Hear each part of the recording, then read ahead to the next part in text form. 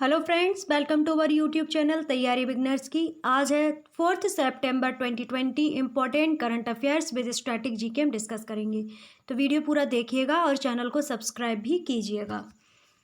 First question है, America Bharat सामरिक साझेदारी मंच द्वारा 31 अगस्त से 3 अक्टूबर 2020 तक आयोजित किए गए तीसरे वार्षिक नेतृत्व शिखर सम्मेलन का विषय क्या रहा है या थीम क्या रही है? तो थीम रही है US India navigating new challenges. America Bharat सामरिक साझेदारी मंच USISPF द्वारा 31 अगस्त से 3 सितंबर तक वार्षिक नेतृत्व शिखर सम्मेलन आयोजित किया गया, जिसका एडिशन 3rd था, मतलब कि तीसरे वार्षिक नेतृत्व शिखर सम्मेलन का आयोजन किया गया। तो इसकी थीम पूछी गई है, तो थीम क्या है? US India navigating new challenges. Okay, America की बात करें तो कैपिटल क्या हो जाती है? Washington DC. और प्रेसिडेंट अगर पूछ ले जाएं तो अभी वाशिंगटन डीसी के प्रेसिडेंट अभी तो डोनाल्ड ट्रंप जी हैं, पर अभी जो है वहाँ पर इलेक्शन के दौर चल रहे हैं, तो हो सकता है कि अब वो चेंज हो जाए। ओके, और डोनाल्ड ट्रंप जब इंडिया आए थे तो कहाँ पर आए थे? मोटेरा स्टेडियम गुजरात में आए थे, और उस समय जो थीम यूज़ हुई थी तो वो हुई थी नमस्ते ट्रंप। तो ये याद रखिएगा।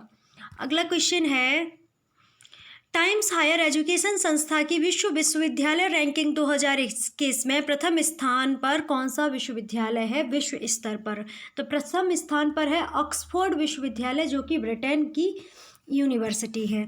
अगला क्वेश्चन है, वह एशियाई विश्वविद्यालय कौन सा है जिसे पहली बार द विश्व विश्वविद्यालय रैंकिंग 2021 में शीर्ष टॉप 20 में शामिल किया गया है? तो वो है सिंघुआ विश्वविद्यालय, जो कि चाइना का विश्वविद्यालय है। इसे टॉप 20 में शामिल किया गया है विश्वविद्यालय रैंकिंग 2021 में। अगला क्वेश्चन है, भारत की शीर्ष संस्था कौन सी है जो द विश्व विश्वविद्यालय रैंकिंग 2021 में 301 से 350 क्रम श्रेणी में विश्व स्तर पर स्थान में है? तो वो है भारतीय विज्ञान संस्थान बेंगलुरु। क्वेश्चन ऐसा पूछा जा सकता है, भारत की जो टॉप इंस्टीट्यूट है वो कौन सी है जो विश्वविद्यालय रैंकिंग 2021 में जगह बना पाई है? तो वो है भारतीय विश्वविद्यालय संस्थान, भारतीय विज्ञान संस्थान या IISc बेंगलुरु।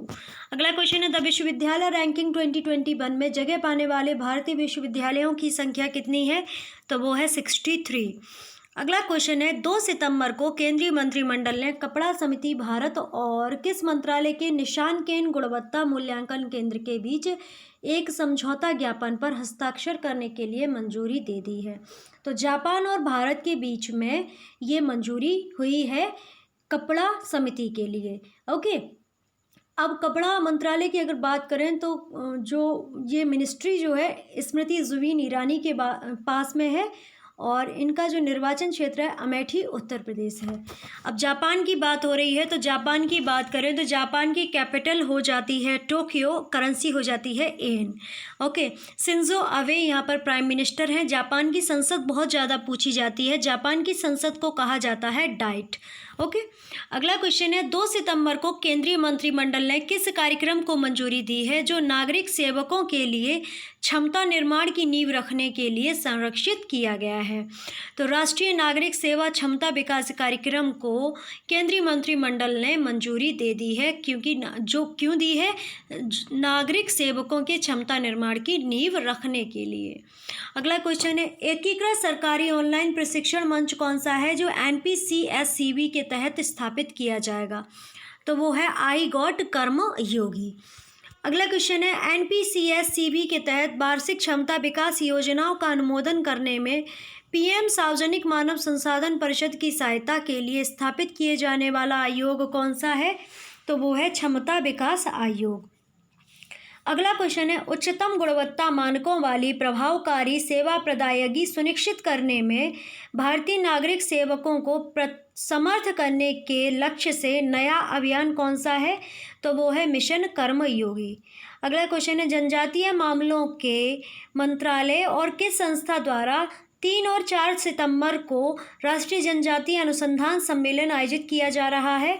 तो कल से आज तक ये सम्मेलन आयोजित किया जाएगा? तो भारतीय लोक प्रशासन संस्थान और जनजातीय मामलों के मंत्रालय के द्वारा ये जनजातीय अनुसंधान सम्मेलन का आयोजन किया जा रहा है। जनजातीय मामलों के मंत्रालय की बात करें तो इनके जो मिनिस्टर हैं, मंत्री हैं, वो हैं अर्जुन मुंडा जी, और इनका निर्वाचन क्षेत्र अगर पूछ लिया जाए तो खूंटी झारखंड है। अगला क्वेश्चन है, केंद्रीय मंत्रिमंडल ने जम्मू एवं कश्मीर आधिकारिक भाषा विधेयक 2020 को मंजूरी दे दी। इसमें निश्चित की गई 5 आधिकारिक भाषाएं कौन कौन सी हैं? तो उर्दू, काश्मीरी, डोगरी, हिंदी और अंग्रेजी भाषाओं को आधिकारिक भाषा विधेयक 2020 के तहत मंजूरी दे दी गई है। ओके, अब जम्मू कश्मीर का नाम आया है तो इसके बारे में बहुत सारे क्वेश्चन ऐसे बन जाते हैं जो बहुत इम्पॉर्टेंट हैं। तो राज्य के रूप में जम्मू कश्मीर की स्थापना अगर पूछ लिया है कब हुई थी, तो सबसे पहले 26 अक्टूबर 1947 को राज्य के रूप में जम्मू कश्मीर की स्थापना हुई थी। जम्मू कश्मीर में आर्टिकल 370 लागू कब हुआ था? तो 17 अक्टूबर 1949 या 1949 को लागू हुआ था। जम्मू कश्मीर में धारा 35A को कब लागू किया गया था? तो 14 मई 1954 को लागू किया गया था। जम्मू कश्मीर का संविधान लागू हुआ था 26 जनवरी 1957 को। जब एक ये विशेष राज्य था तो इसमें जो संविधान है भारत के संविधान से अलग संविधान था। ओके, वर्तमान में अगर पूछ ले जाए विशेष दर्जा प्राप्त कुल राज्य कितने हैं, तो वो हैं 10। जम्मू कश्मीर का विशेष राज्य का दर्जा समाप्त कब कर दिया गया? तो 5 अगस्त 2019 को। ओके, जम्मू कश्मीर तथा लद्दाख केंद्र शासित प्रदेश के रूप में आधिकारिक रूप से अस्तित्व में कब आए? तो 31 अक्टूबर 2019 को आधिकारिक रूप से ये केंद्र शासित प्रदेश के रूप में कार्य करने लगे। आर्टिकल 370 अगर पूछ ली जाए कौन से भाग से संबंधित है हमारे कॉन्स्टिट्यूशन के, तो भाग 21 से संबंधित है। जम्मू कश्मीर सभा का कार्यकाल पहले कितना हुआ करता था? 6 वर्ष का हुआ करता था। अनुच्छेद 370 में कुल कितने खंड थे? 3 थे। और जम्मू कश्मीर के अनुच्छेद 370 में से कौन सा खंड नहीं हटाया गया है? तो खंड 1 को नहीं हटाया गया है, तो ये याद रखिएगा।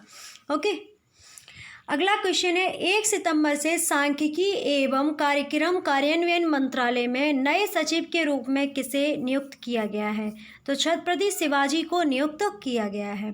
अगला क्वेश्चन है, सोमदेव देवबर्मन के बाद पहले भारतीय कौन है जिन्होंने यूएस ओपन 2020 में खेलने के बाद पिछले 7 वर्षों में ग्रैंड स्लैम प्रतियोगिता में एकल मुख्य ड्रॉ मैच जीता तथा ग्रैंड स्लैम के दूसरे दौर में प्रवेश भी किया है? अब सबसे पहले जो जीतने वाले थे यूएस ओपन 2020 वो थे इंडियन सोमदेव बर्मन। ओके, अब इसके बाद किसी ने जीता है तो उनका नाम आता है सुमित नागल जी का। इन्होंने मुख्य ड्रॉ मैच जीतने के साथ साथ ग्रैंड स्लैम के दूसरे दौर में भी एंट्री मारी है। ओके, तो ये याद रखिएगा। फर्स्ट इंडियन कौन थे? सोमदेव बर्मन, और सेकेंड जो उनके बाद 7 साल बाद जो जीते हैं वो हैं सुमित नागल जी। अगला क्वेश्चन है, वह आकाशगंगा कौन सी है जो पृथ्वी से 9.3 अरब प्रकाश वर्ष दूर है, जो भारत के एस्ट्रोसैट अंतरिक्ष वेधशाला द्वारा खोजा गया है? तो वो है AUDFS-01 आकाशगंगा, जो कि 9.3 अरब प्रकाश वर्ष दूर है और भारत के एस्ट्रोसैट अंतरिक्ष वेधशाला द्वारा ढूंढी गई है। अब सामान्य ज्ञान के कुछ क्वेश्चंस देख लेते हैं। अंतर्राष्ट्रीय समुद्री संगठन की स्थापना कब हुई? तो 17 मार्च 1948 को हुई थी। मुख्यालय लंदन, ब्रिटेन में है। अंतर्राष्ट्रीय दूरसंचार संघ की स्थापना कब हुई? तो 17 मई 1865 को हुई थी। मुख्यालय जेनेवा, स्विट्जरलैंड में है। संयुक्त राष्ट्र मानवाधिकार परिषद की स्थापना कब हुई थी? तो 15 मार्च को हुई 2006 में। मुख्यालय जेनेवा, स्विट्जरलैंड में है। और अगर मानवाधिकार दिवस कभी पूछ लिया जाए तो 10 दिसंबर को मनाया जाता है। अगला क्वेश्चन है, संयुक्त राष्ट्र औद्योगिक विकास संगठन की स्थापना किस वर्ष हुई? तो 17 नवंबर 1966 को हुई। मुख्यालय वियना, ऑस्ट्रिया में है। संयुक्त राष्ट्र आपदा जोखिम न्यूनीकरण कार्यालय की स्थापना कब हुई थी? तो 22 दिसंबर 1999 को हुई। मुख्यालय जेनेवा, स्विट्जरलैंड में है। संयुक्त राष्ट्र औषधि एवं अपराध कार्यालय की स्थापना किस वर्ष हुई थी? तो 1997 में हुई थी। मुख्यालय वियना, ऑस्ट्रिया में है। तो ये था हमारा आज का करंट अफेयर्स का बहुत ही महत्वपूर्ण वीडियो। आशा करते हैं आपको अच्छा लगा होगा और सीखने को भी कुछ ना कुछ मिला होगा। ओके, अगर कुछ सीखे हो तो कमेंट बॉक्स में ज़रूर बताइएगा कि आज आपने नया क्या सीखा।